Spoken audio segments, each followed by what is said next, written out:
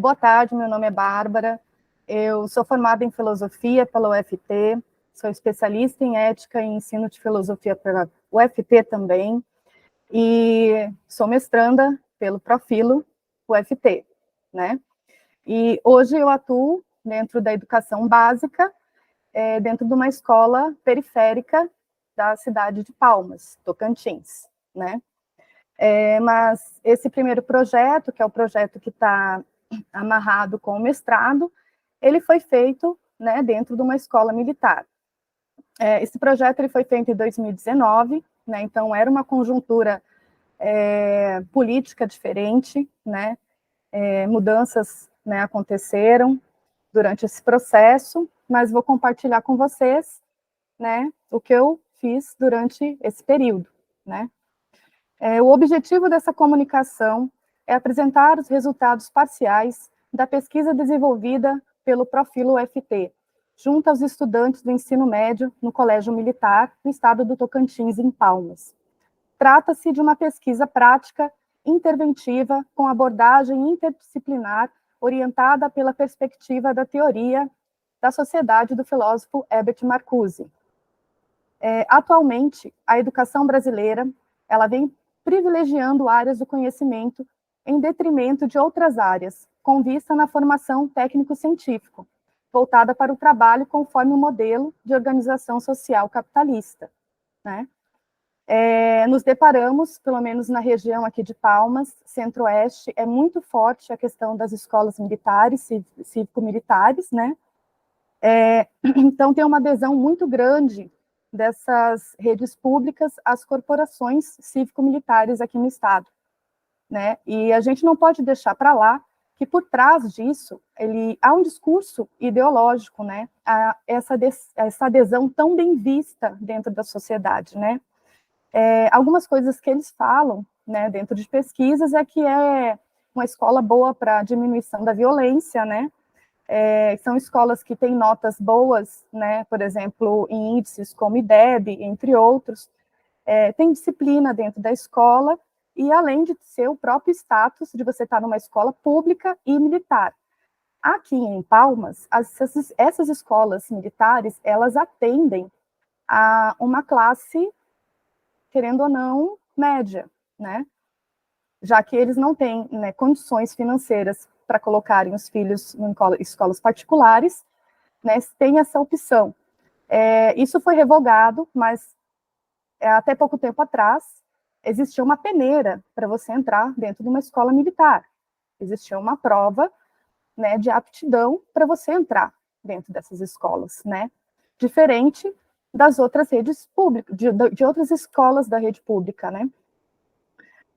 Então, no dia seguinte à posse do presidente Jair Bolsonaro, por meio de uma publicação no decreto número 9.465/2019, ele faz uma alteração dentro do Ministério da Educação, criando uma subsecretaria de fomento às escolas cívico-militares, né?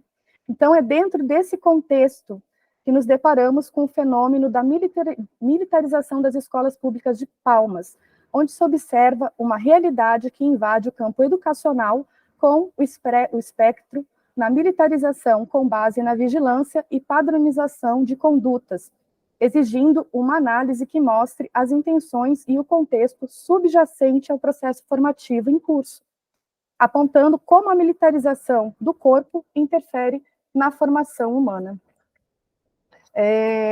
A intervenção, ela foi feita através, na época já existia a disciplina eletiva, né? Hoje ela faz parte dos itinerários formativos, né, na implementação do novo ensino médio, mas na época a escola já estava implementando as eletivas. Então, como que uma professora, né, vai pegar uma eletiva, a gente tem que produzir a ementa, tem que produzir a questão da sequência didática, né, ela tem que ser aprovada pela SEDUC, né, que é a Secretaria da Educação aqui, e então a gente tem que saber muito bem qual conteúdo a gente vai colocar lá, que amarre com o currículo, né, e que a gente possa usar dentro de sala de aula, né. Deixa eu só falar aqui. Eu vou falar um pouco, então, sobre a intervenção. O público-alvo da pesquisa e da intervenção prática foram os alunos do Colégio Militar, onde eu atuei como professora, numa disciplina chamada eletiva, O Todo do Homem, analisando o homem do século XX e sua evolução social. Permitiu realizar-se uma análise do corpo de forma interdisciplinar, com aportes de diferentes áreas do conhecimento, filosofia, história, sociologia e artes, como dimensão estética. As disciplinas eletivas são parte de uma parte diversificada do currículo, né? Como eu falei, fazem parte dos itinerários formativos. Segundo o Programa de Ensino Integral, o PEI, de 2017, ainda continua esse documento, eu não achei outro documento mais atual, né? Eles devem promover, conforme o documento, devem promover a eletiva, né? O enriquecimento, a ampliação e a diversificação de conteúdos, e a interdisciplinariedade deve ser considerada como eixo metodológico, ampliando e diversificando conhecimentos, que não são garantidos nas disciplinas obrigatórias. Sendo assim, a abordagem é interdisciplinar. Esse é um momento rico, permeado pelo debate das diferentes percepções das áreas sobre os mesmos temas, tendo como objetivo comum o estudante. Antes de pegar e falar como que foi feita a questão da questão da didática, da programação, da didática, do planejamento das aulas. Só um minuto, gente. Tá. O meu TCC, ele foi feito sobre o corpo, né? E eu falei assim, que assunto, como eu posso tocar sobre o corpo dentro de uma escola militar? O nome do meu TCC foi O Corpo Mercadoria na Sociedade de Consumo, né? É um estudo a partir da teoria crítica. E dentro desse trabalho, eu fiz várias questões falando sobre a evolução do corpo dentro da sociedade, principalmente dentro da modernidade, né? Então, eu peguei esse trabalho e transformei ele, né, num conteúdo programático para usar dentro da eletiva. Então, o foco das aulas era falar sobre o corpo, né? Então, não era especificamente falar sobre o corpo militarizado. O que se esperava ali é que eu pudesse, na questão dos meus objetivos, através do conteúdo e das aulas, produzir um descondicionamento dos alunos acerca da percepção da realidade deles dentro da sociedade, né? Então, eu dei aula para o segundo ano do ensino médio. Os meus alunos tinham em volta de 16 a 18 anos, tá? E todo o semestre é feita esse feirão das eletivas, né, nas escolas de ensino médio. E então o professor, como eu disse, ele tem que produzir. E eu, como filósofa, meu Deus, o que eu vou fazer, né? Então eu consegui aproveitar a questão do corpo e amarrar a questão do corpo com a questão da militarização. Deixa eu ver aqui. No que tange à disciplina eletiva, conforme as diretrizes vindas da coordenação pedagógica, as aulas têm que fugir do cotidiano da sala de aula, ou seja, trazer elementos da vida prática e devem ter nomes criativos para despertar a curiosidade e a atenção dos jovens. Cabe ressaltar que as disciplinas eletivas são de caráter obrigatório, mas os estudantes têm a liberdade para escolher em qual vão se inscrever. No colégio, entregamos antecipadamente o projeto de pesquisa, um projeto, né? Um projeto, a ementa, e ela tem que ser previamente aprovada, né? Verificada, aprovada, conforme as normas que eles exigem da gente. Então, se coloca objetivo, justificativa, habilidades e competências a serem desenvolvidas junto com o conteúdo programático, metodologia, recursos didáticos necessários e a proposta de culminância, que é o quê? O que se fez durante a disciplina e qual foi esse trabalho final, né? a culminância, a apresentação dos resultados. E é uma parte que os alunos, eles têm que, é uma parte ativa dos alunos, eles escolhem como vão fazer isso, ou como vão expor, né? É incentivado que a ideia venha deles, né? Então, a gente usa a questão, dentro da eletiva, principalmente a questão de despertar a dimensão estética. E a dimensão estética, ela está na LBD, entendeu? Ela não está só no livro, por exemplo, do Marcuse, que eu trabalho também, que é a dimensão estética, ou Eros e Civilização. Ele é uma coisa que está lá na LBD. Então, a gente, muitas vezes, como professor, na hora de ter que criar essas disciplinas, estar atento também à nossa legislação e usar ela a nosso favor, né? Então, dentro das eletivas e do conteúdo programático, eram 2 aulas sequenciais, né? Então, era um tempo bom até para poder trabalhar com eles. Hoje não é assim. O primeiro ano tem 2 aulas, o segundo e o terceiro ano é somente um horário. Então, está bem difícil trabalhar com eles assim. Mas a gente teve tempo para trabalhar, né? Então, por exemplo, uma das primeiras coisas que eu trabalhei com eles, envolvendo a questão do corpo, foi a questão do circo de horrores, né? A gente tem que despertar, né, a atenção deles. Como que a gente vai fazer isso? Então, o meu conteúdo programático, ele estava pronto, só que ele tem que ser flexível, né? Eu, como professora, pesquisadora, que estou ali ativa nesse processo também, eu tenho que ver como que a minha demanda está respondendo. Então, eu tenho que ter flexibilidade também em como eu vou fazer isso dentro de sala de aula. Então, quando a gente pega e fala sobre o circo de horrores, eu mostrei para eles, né, e mostrei como é que funcionava, e coloquei isso junto com a questão da mercantilização do corpo. Era uma espécie de comércio do corpo. As pessoas recebiam, as pessoas eram expostas, mas era uma questão de expor as pessoas, entendeu? Expor o corpo, de diversas formas. Então, eram corpos que tinham deficiência física, ou eram problemas genéticos, ou alguma condição do tipo, a pessoa era toda tatuada, ou era tudo aquilo que era considerado bizarro, estava dentro do circo de horrores, né? Então, quando você pega e mostra a imagem, pede para eles fazer uma pesquisa, é ali que está a devolutiva, né? Quando um aluno descondiciona, a gente percebe, a gente não está doutrinando ninguém, a gente está mostrando o conteúdo, entendeu? E aí, a resposta vem deles.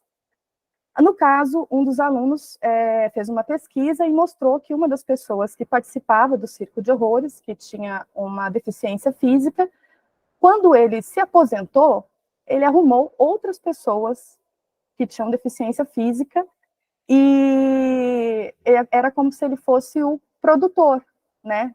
Ele vendia essas pessoas, vendia o show dessas pessoas. Então, um corpo que foi mercantilizado, ele, ao mesmo tempo, quando ele foi aposentado, ele reproduziu a mesma coisa. Uma outra, uma que foi, assim, chave, é o corpo adolescente. Eu trabalhei vários assuntos, desde, por exemplo, o corpo e mercadoria, o corpo e propaganda, como a propaganda foi se transformando da modernidade para cá, né? É nítido, você coloca as imagens, gordofobia, racismo, preconceito, entre várias outras coisas, né? Machismo. Então, a gente coloca eles para olhar aquilo e fala assim, mas e aí? Isso aqui era uma propaganda.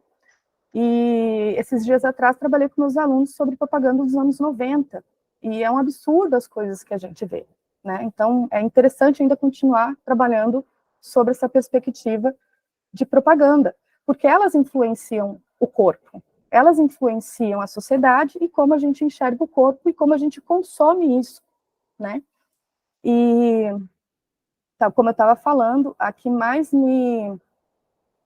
eu percebi um descondicionamento dos alunos foi quando nós pegamos papel pardo, né, e tinha o tamanho do corpo de cada um, dividimos a sala em 6, e a ideia era o corpo adolescente. Quem é você, adolescente do ensino médio? Né? Mostra para mim, né? Em tom de denúncia, em tom daquilo que a gente precisa saber, porque eu falo para eles, vocês habitam um corpo adolescente. Hoje, eu já habitei um corpo adolescente, tinha demandas, né? Então eu sei que vocês têm coisas para falar, né? Então hoje estou num corpo adulto, vocês também terão, mas eu quero saber o que está acontecendo com vocês. Então dentro desse processo, os alunos desenharam, né? E um dos desenhos, foram 6 desenhos, né? Um dos desenhos deitava alguém, né, em cima do papel pardo, o outro desenhava a volta, mas eles eram livres para expressar o que eles quisessem dentro daquele desenho. E o que foi que eles fizeram? Alguns colocaram eles fardados, né, continuamente fardados, com a pele toda vermelha, né, com o cabelo verde, e um outro corpo que eles desenharam, colocaram a pessoa com uma roupa normal e com o cabelo preso, só que tinha, por exemplo, o adolescente estava chorando e tinham sinais de mutilação no desenho. Então, o desenho fala, né? Depois que eu fiz essa dinâmica com eles do desenho, eu pedi para eles escreverem, sem falar quem era. Então, eu não queria saber gênero, saber nome, eu queria que eles tivessem liberdade para eles poderem escrever o que eles quisessem sobre o corpo adolescente e o que eles passam nesse corpo adolescente.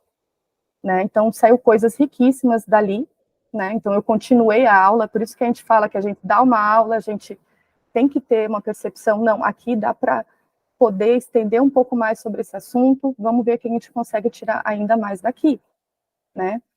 Então, quando eles foram apresentar e foram questionados, né, mas por que a menina está de pele vermelha, né?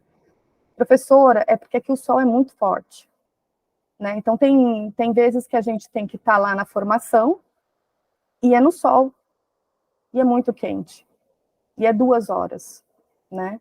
São relatos, né? Relatos privados, né? Ali, que a gente estava ali, né? São coisas que eu não passo para frente, né? E a questão de ansiedade, depressão, saberem que estão em um processo de repressão, não só no colégio, mas dentro da sociedade, tá? Porque também existe um outro documento de 2014, não a atualização dele, sobre uma conduta dentro do colégio, como você deve se vestir, como você deve agir, as penalidades que existem se você não estiver dentro desse padrão, entendeu? Então, lá, o corte de cabelo, como que a roupa tem que estar, né? Unha pintada, nem pensar, brinco, cabelo colorido. Então, tudo aquilo que poderia expressar a questão da identidade deles, dos corpos deles, de certa forma, eles entenderam que há uma repressão. Tanto que, no dia da culminância, deram um dia livre para eles poderem usar a roupa que eles quisessem. E eu, como professora, que passei o semestre inteiro com eles, eu posso dizer que teve pessoas que eu não reconheci. Entendeu? Parte da identidade deles está ali, tipo, está ali.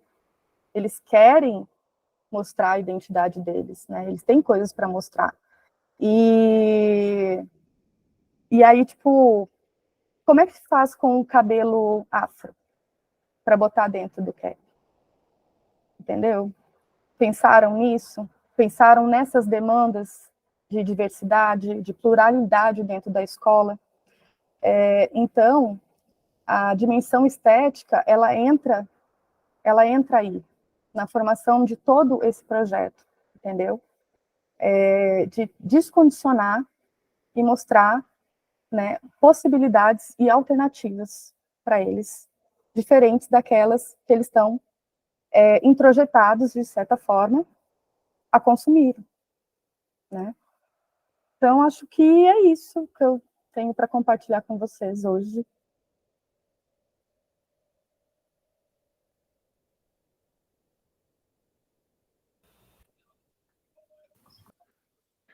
Professora Bárbara, Oi. agradecido pela exposição. Questões que queiramos colocar à professora Bárbara? Olá. Pode falar. Eu gostaria de fazer um comentário. Professora Bárbara, antes de mais nada, parabenizar pelo seu trabalho, assim, incrível. É impossível, assim, não te ouvir. Eu sei que você está dialogando com a teoria crítica, né, o Marcuse, que é um marxiano, enfim, e faz todo sentido quando você fala da questão da discussão da publicidade, da propaganda, enfim, nesses aspectos. Mas é impossível não pensar no Foucault, né? Quando você vai descrevendo a escola, né, o poder disciplinar muito claramente colocado aí, né, a vigilância hierárquica, a norma, né, enfim, sanção normalizadora. Eu, na verdade, fiquei muito curiosa sobre, assim, como é que a sua eletiva, ela foi recepcionada pela escola, porque houve, pelo que você apresentou aí no seu relato, houve uma adesão, uma excelente recepção por parte dos estudantes, né? Mas como é que ela foi recepcionada pela escola nesse contexto, né? De uma profunda disciplinarização ali, né? De uma profunda militarização, né? Sobretudo no que diz respeito à condução pedagógica né? do processo. Como é que a sua eletiva ela foi recepcionada pela escola? Como eu falei, eu amarrei na LDB. Deixa eu pegar aqui, é lindo. As pessoas têm que aproveitar, que nem eu te falei, tem nos livros? Tem.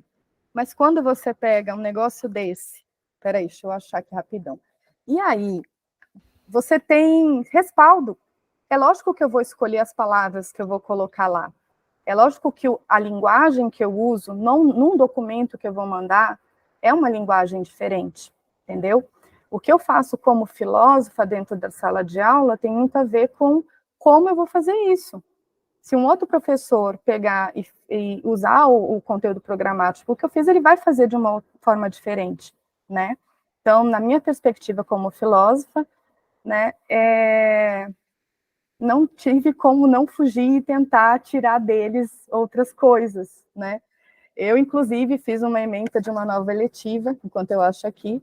A desse ano teve uma adesão enorme pelos alunos também, que eu botei a carne mais barata do mercado é a carne negra, né? Então, nós vamos falar sobre a lei 10.639, né? Sobre a inclusão e a obrigatoriedade, né? Do estudo afro dentro das escolas, né?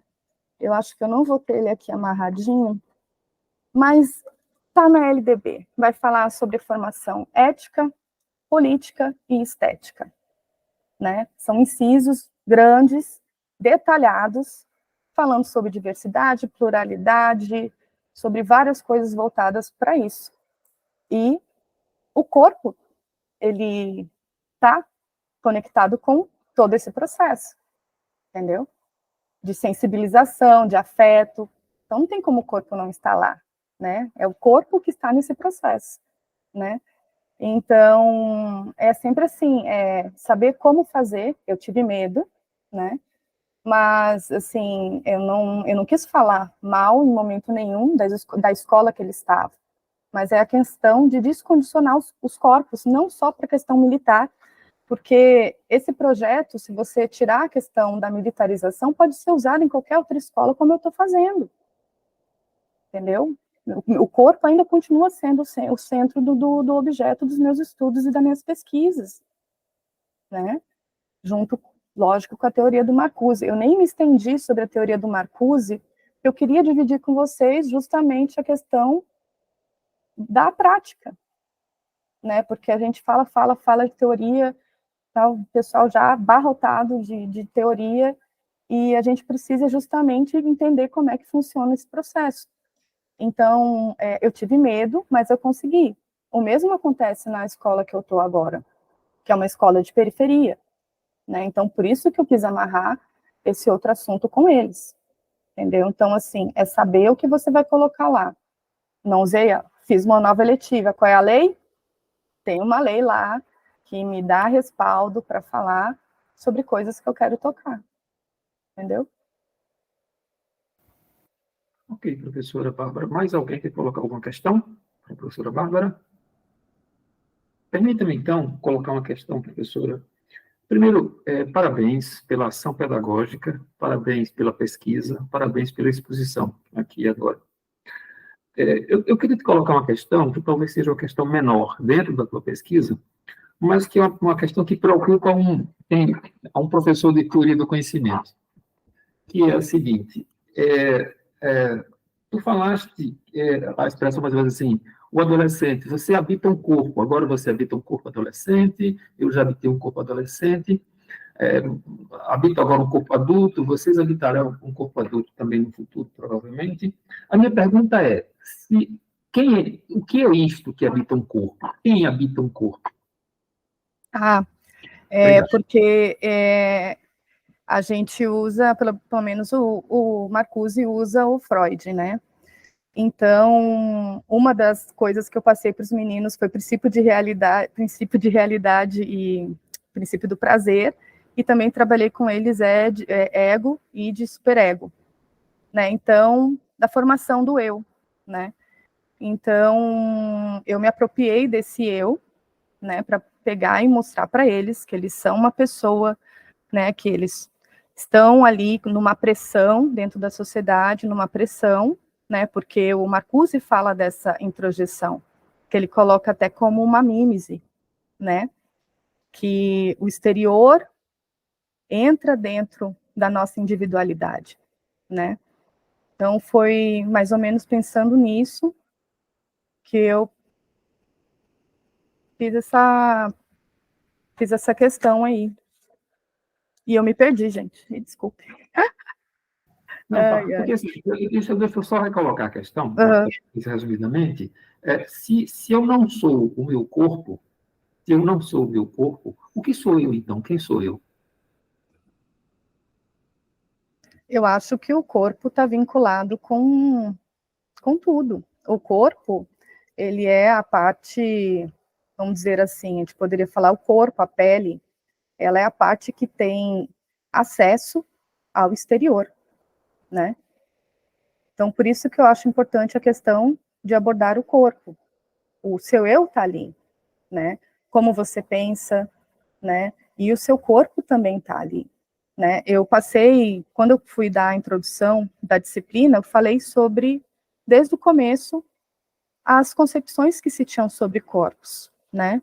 Então, desde Platão, Aristóteles, Descartes, entendeu? Até pensar na teoria crítica, entendeu? Fui pensando até a teoria crítica, né? Porque a questão do Marcuse dialoga junto também com o Freud, né? E o Marcuse também fala sobre corpo, né? Sobre esses corpos, né? Então, quem sou eu sem um corpo? Descartes falou, né? Penso, logo existo. E na existência, eu colocaria materialidade também, entendeu? Então, a materialidade é o meu corpo, é a forma como eu me expresso dentro da sociedade, entendeu?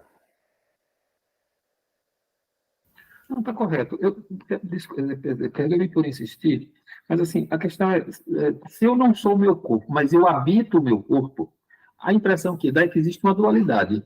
Quer dizer, existe um corpo e existe aquilo que habita o corpo, uma outra coisa que habita esse corpo. Dá a impressão que se gera aí uma cisão, uma dualidade, bem tipo cartesiano, inclusive.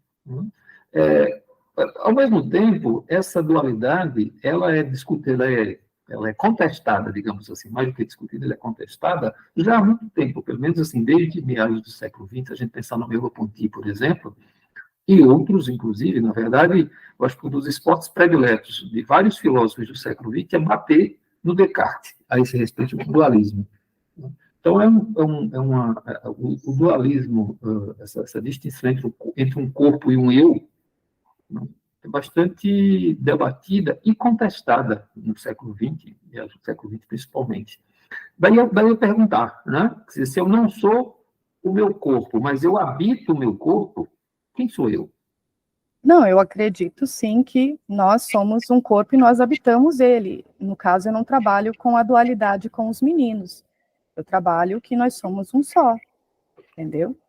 A introjeção, ela é feita, né, por nós, e o nosso corpo responde isso. Então, nós somos um só. É como se eu não trabalho com eles com a dualidade, entendeu? Perfeito, agradecido.